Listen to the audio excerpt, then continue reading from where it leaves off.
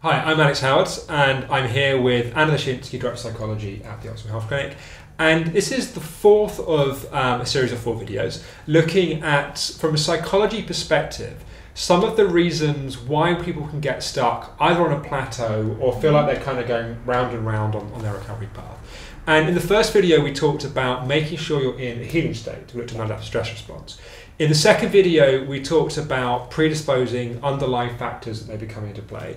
And on the third video, we looked at kind of what you could classify as pacing, but really making sure your activity level is as such that you're supporting your body and building up rather than pushing yourself too much and breaking down. So in this fourth video, we wanted to talk about kind of how emotions can come into play and how they can also have a big impact. Absolutely, and one of the things that we see is that kind of emotional issues, perhaps that are underlying either from the past or current, or emotional events can often be ways that people get tripped up. So a situation where you have a kind of strong emotional reaction, and sometimes that can get a little bit out of control or can just become something that becomes a bit overwhelming.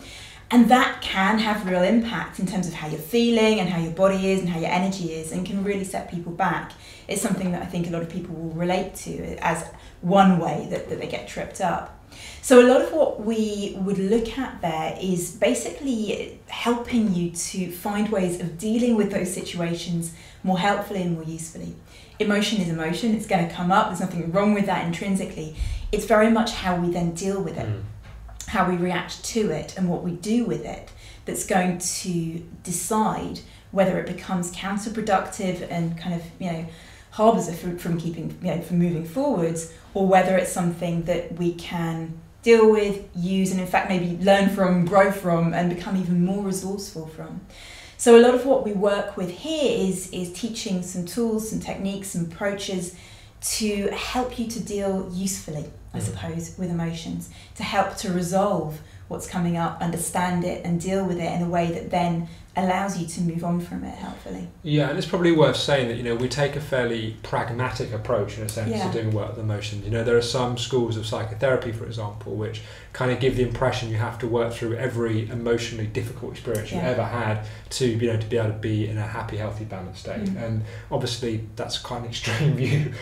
We tend to take the view on it that if there are emotions that are coming up either from current things or historical things that have not been digested, which are stopping you from being in a healing state, go back to the first video in a sense, then they're things which you'll probably need to tackle to be able to ultimately move forwards. And as you say, it doesn't have to be a dramatic process at all. I guess what we're saying is that actually it is possible to deal with those in helpful ways, in fairly simple ways often, that can just allow you to feel like you have resources and a toolkit so that you aren't just at the mercy of the events or the people or the situations around you to trigger you at any point, because that's what can become so counterproductive, I suppose, in the healing process. Yeah, and I think it's also worth saying that there's a way of working with emotions in this kind of way as well, which doesn't feel really wacky and weird and lots of kind of talking about really difficult experiences.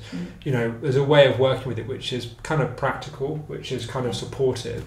And you can have the guidance support in sessions, but also you can learn to work with these things yourself at home as well. And I think that's the key thing. I think our aim would always be, if we talk about the healing process and recovery process, yes, it's about learning to be in a healing state, as we talked about. It's learning how to deal with sort of unhelpful or maybe kind of less helpful sort of behavioural patterns.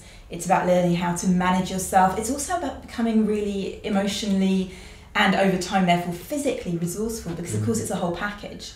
And all of these things contribute to your ability to grow your strength and your energy again. Yeah, no, absolutely. So at this point, it's kind of, a summary and also I think a helpful checklist. Your first question to ask is, am I in a healing state?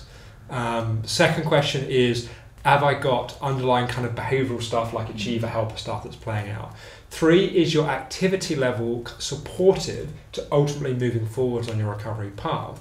And 4, are there big emotional things which are coming up, taking over, and then sabotaging probably the rest of it actually, stops you being in a healing state, triggers the underlying stuff, and stops you from keeping your activity level in balance. Exactly. And so this is not a definitive list, and this is looking at it from a point of view of psychology perspective. Sure. We could look through other lenses like nutrition and that kind of thing. But hopefully, this is a helpful checklist for people. This is, in a sense, part of what we do working as practitioners when we're working with someone. And these are some of the kinds of questions that we're asking, in our own minds with people, and often asking them as well. So it's a useful kind of checklist to use yourselves. If you want to find out more about what we do in the psychology department, obviously you can arrange a free 15-minute chat, and we can talk with you, answer any questions you've got, and I'm sure we'll support you a lot further. So thank you, Anna. Thank you for watching, and I hope you found this video and also this series useful.